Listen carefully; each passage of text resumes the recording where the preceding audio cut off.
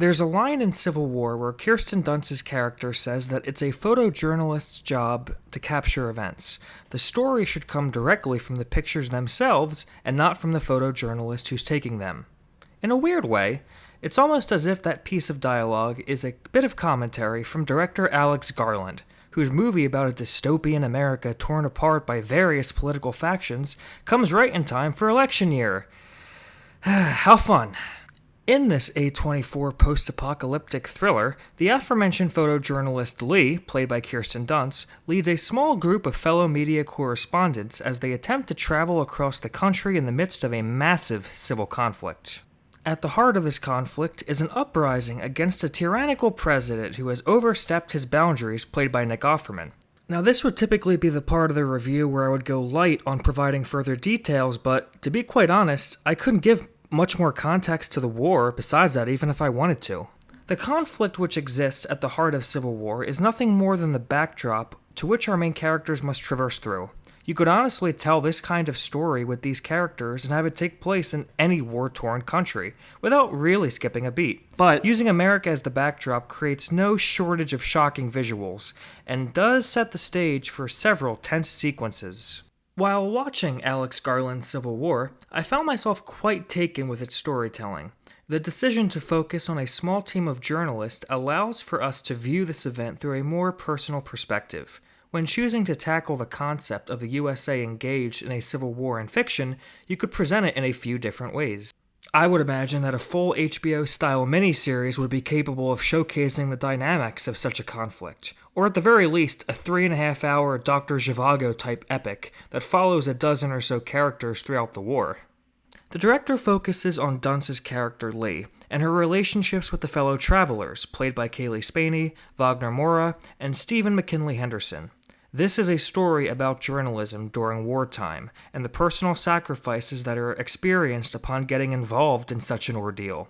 Not only do their jobs create a reason for their involvement in the events taking place, but it allows for a few attempts at a larger introspective evaluation. I thought Kaylee Spaney in particular was a standout. I knew she was a rising talent when I saw her in Priscilla, and in Civil War, she continues to shine.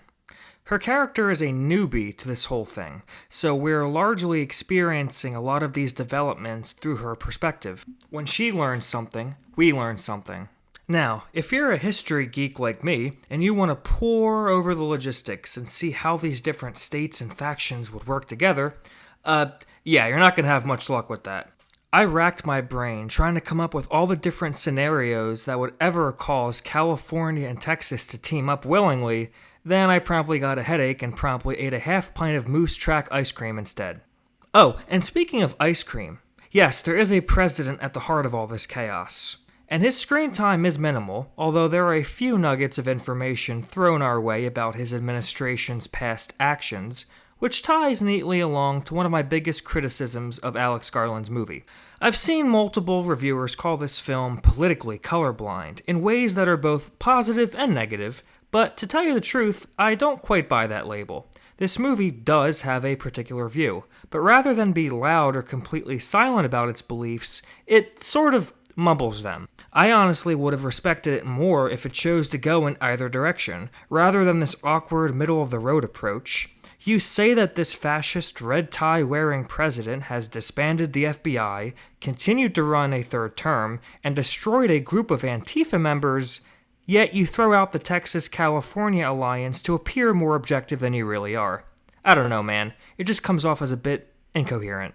So these attempts to allude to a larger social commentary fall by the wayside as a result, despite me finding the journey overall compelling.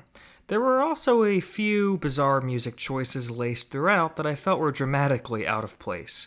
A scene would be going on, I'd be locked in, then all of a sudden a weird needle drop starts playing that would just take me out of it.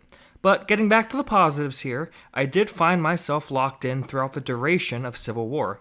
In a time where movies are either 2 minutes too long or 2 minutes too short, I thought this movie was perfectly suited for its running time, and it was paced well. It operates with a specific time structure in mind, and its odyssey through the war-torn US makes for some great moments of tension. There are multiple sequences where I found myself at the edge of my seat, but we know Garland can deliver those kinds of scenes. He excels at them. Remember the bear scene from Annihilation? Pure nightmare fuel.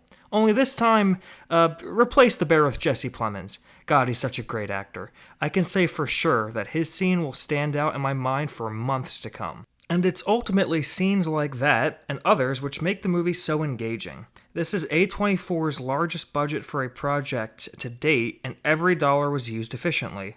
The larger war sequences towards Civil War's final act had a handheld feel, which really puts audiences in the heat of the conflict. The director knows how to frame a shot and how to handle a budget. But, like every other Alex Garland film, while I found myself enthralled throughout the story's duration, I found it starting to fall apart a bit following its conclusion. Certain elements that were hinted at could have been expounded on more, and I don't think the movie is really saying all that much, despite how well made and well acted it was. But I'm still glad it came out at all. I've seen some chatter online saying that it was irresponsible for them to release something like this. But at the end of the day, these kinds of controversial stories should be told.